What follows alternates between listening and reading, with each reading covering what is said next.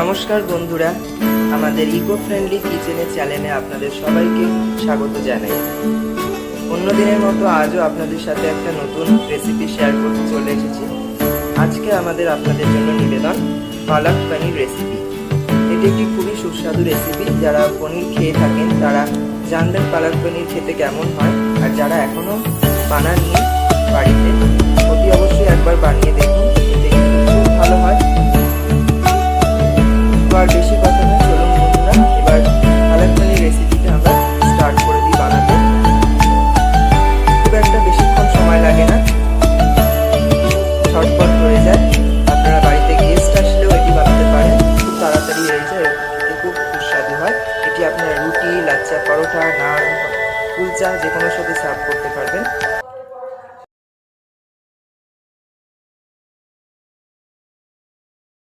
তো পালক পনির বানানোর জন্য প্রথমে আমরা পালং শাকগুলোকে একটু গরম জলে ভাপিয়ে নেব। আমি এখানে ইন্ডাকশনটা অন করে দিলাম।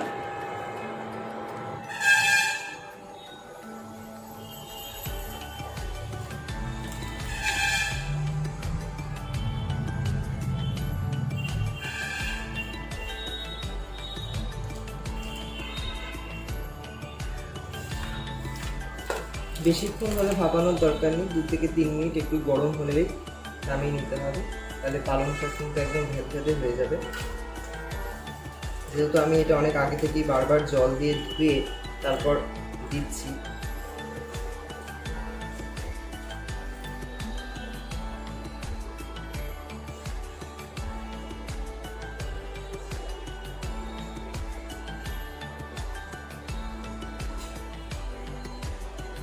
তো ততক্ষণ বন্ধুরা দেখে নিই যে কি কি আমাদের আজকে উপকরণ লাগছে।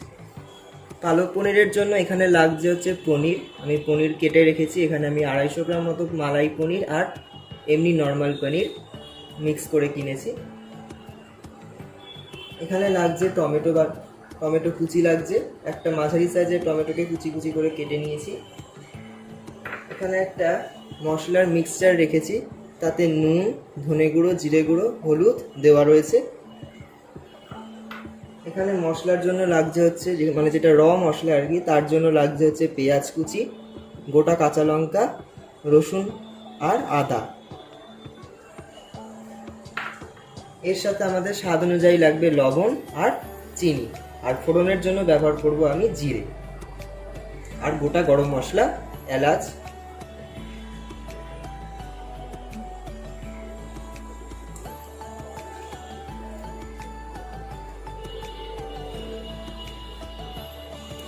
তো বন্ধুরা, পালং শাকটা সিদ্ধ হয়ে গেলে আবার ফিরে আসছি।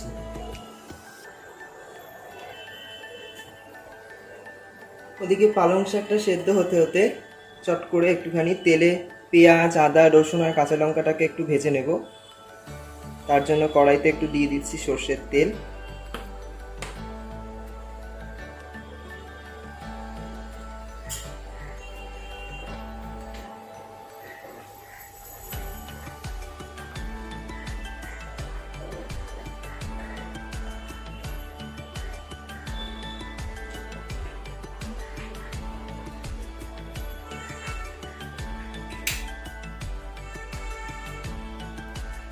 তেলটা গরম করে এসেছে, এবার এর মধ্যে দিয়ে দিচ্ছি আগে থেকে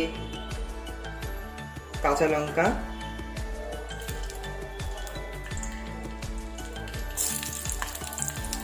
পেঁয়াজ, আদা আর রসুন।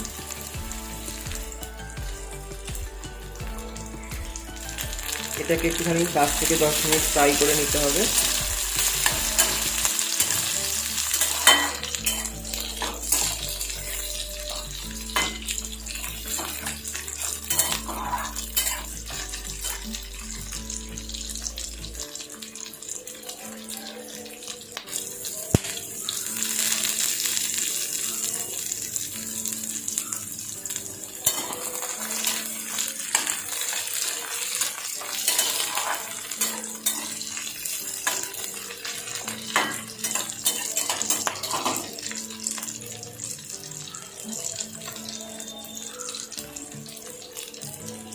একটু ফ্রাই হতে থাক।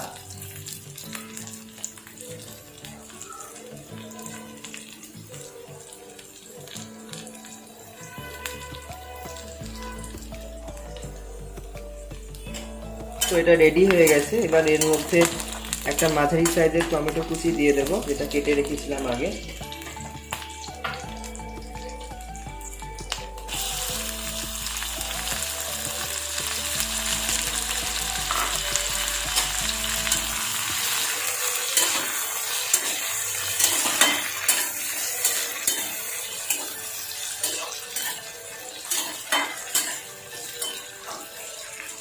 টমেটোটা দিয়ে একটুখানি 5 মিনিট নাড়াচাড়া হতে থাক। জাস্ট 2 থেকে 3 মিনিট একটু নাড়াচাড়া করে নেবো, বেশি ভাজবো না, কারণ এই পালং শাকের পেস্টটা আর এই পেস্টটা দুটো একটা মিহি পেস্ট বানিয়ে নিতে হবে মিক্সি গ্রাইন্ডারে।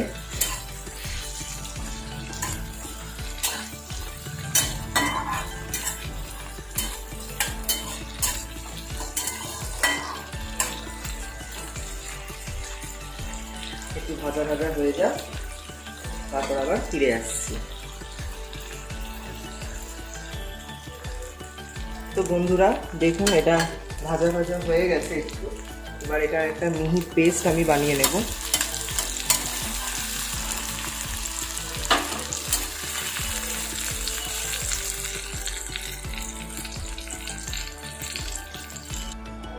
তো বন্ধুরা আবার 5 মিনিট পর ফিরে আসলাম।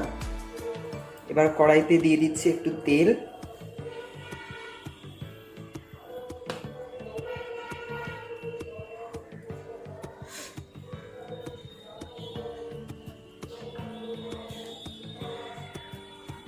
তেলটা গরম হয়ে গেলে এর মধ্যে একটু দিয়ে দিলাম 3টে লবঙ্গ বা এলাচ। আপনার যেটা থাকবে আপনারা সেটাই দেবেন।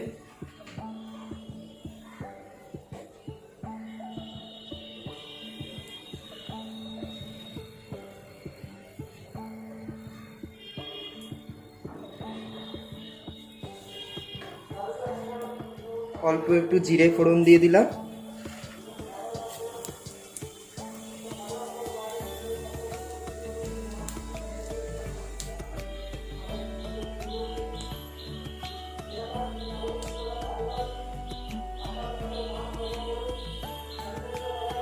এখানে একটা মশলার পেস্ট আগে থেকে বানিয়ে রেখেছিলাম, ধনে গুঁড়ো, জিরে গুঁড়ো, লবণ আর হলুদ দিয়ে, সেটা দিয়ে দিচ্ছি।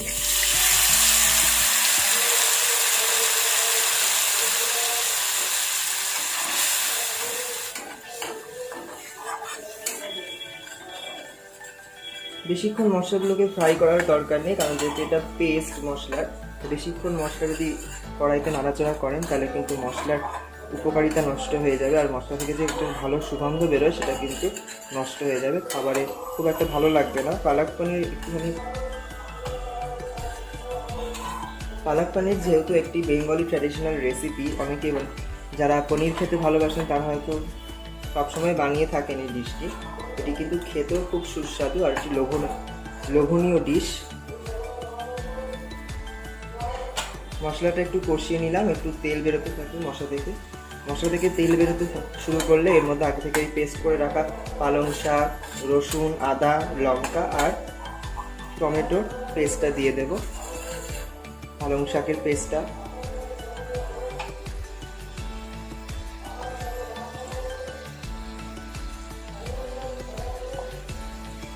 এর মধ্যে এই যে পালং শাক আর মশলার পেস্টটা দিয়ে দিচ্ছি, যেটা আগে থেকে মিক্সিতে গ্রাইন্ড করে রেখেছিলাম।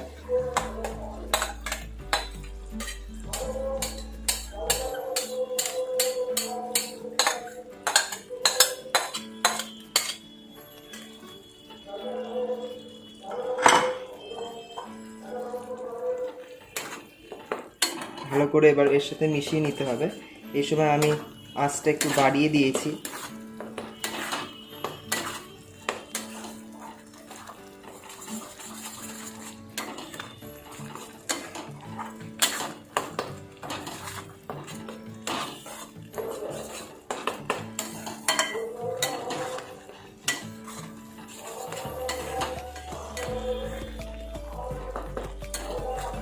ভালো করে আঁচটা কমিয়ে মশলাটাকে একটু কষিয়ে নিতে হবে ভালো করে, যাতে পালং শাকে যে কাঁচা একটা ভাব থাকে সেটা কিন্তু রান্নায় করলে স্বাদটা কিন্তু খুব একটা ভালো লাগে না।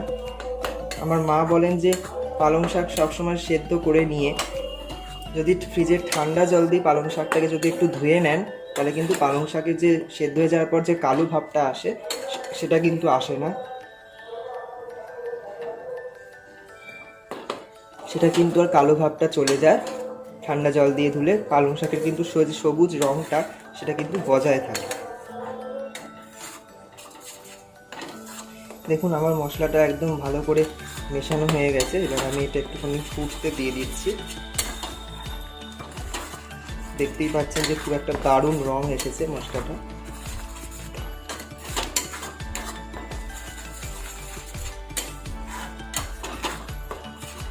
রেসিপিটি আপনাদের যদি ভালো লেগে থাকে অতি অবশ্যই আমাকে কমেন্ট সেকশানে কমেন্ট করে জানাবেন যে আপনাদের কেমন লাগলো, বা আপনারা কীভাবে বাড়িতে পালং শাক দিয়ে পনির বানান বা পালক পনির রেসিপিটি বানান সেটা আমার সাথে শেয়ার করবেন কমেন্ট সেকশানে।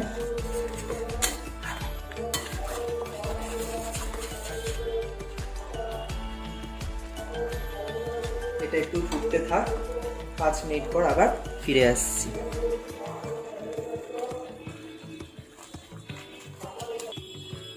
আপনারা এখানে মালাই ব্যবহার করতে পারেন বা ফ্রেশ ক্রিমও ব্যবহার করতে পারেন। যেহেতু মালাই ক্রিম বা ফ্রেশ ক্রিম এখন কোনোটাই এই মুহূর্তে আমাদের ঘরে উপস্থিত নেই, তাই জন্য আমি এখানে একটু কালার আনার জন্য, সাদার জন্য আমি এখানে একটু দুধ ব্যবহার করলাম।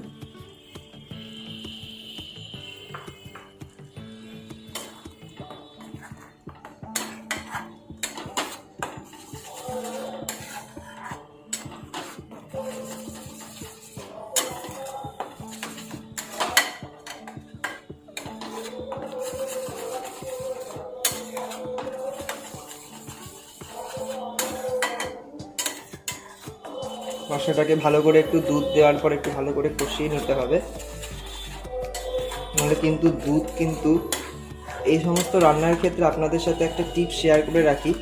দুধ দেওয়ার পর কিন্তু যদি মশলাটাকে যদি ভালো করে না নাড়ানো হয় তাহলে কিন্তু দুধ নিচে লিকুইডটা থেকে যাবে, মশলার সাথে মিশবে না। আর যখন আপনারা সার্ভ করবেন তখন দেখবেন যে পাশ থেকে তেল ঝরছে।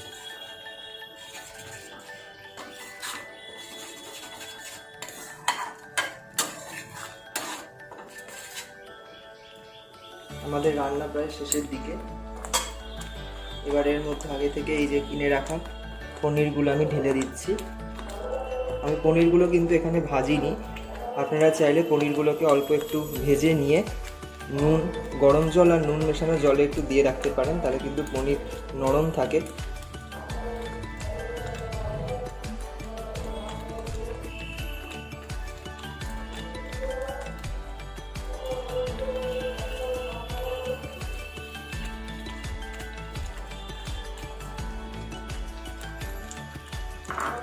পনির দিয়ে এবার এটাকে একটুখানি নাড়িয়ে নিতে হবে পনিরগুলোর সাথে।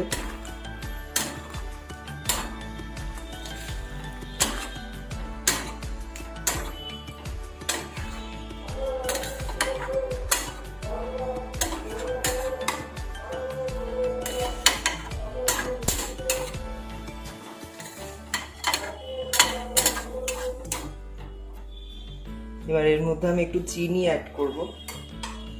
চিনিটা অপশনাল, আপনারা দিতেও পারেন নাও দিতে পারেন, তবে চিনি দিলে যে কোনো রান্নায়, ঝাল রান্নায় একটু চিনি দিলে স্বাদ পরিবর্তন হয়।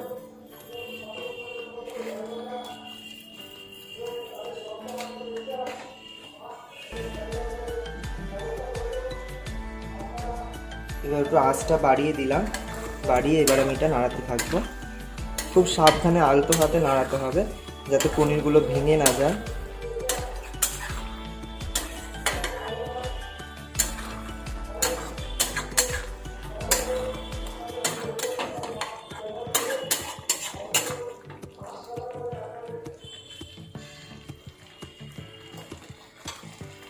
তো দেখুন বন্ধুরা, আমাদের পালক পনির একদম তৈরি। পালং শাকের যে সবুজ রঙটা সেটা কিন্তু দেখুন নষ্ট হয়নি, একদম সবুজ হয়েছে দেখতে, পালক পনিরের কালারের মতোই এসেছে। তো আপনারা বাড়িতে অতি অবশ্যই একবার ট্রাই করে দেখবেন এইভাবে কেমন লাগে আপনাদের খেতে পালক পনির। এবার সার্ভের পালা। 5 মিনিট পর আপনাদের সামনে আবার ফিরে আসছি।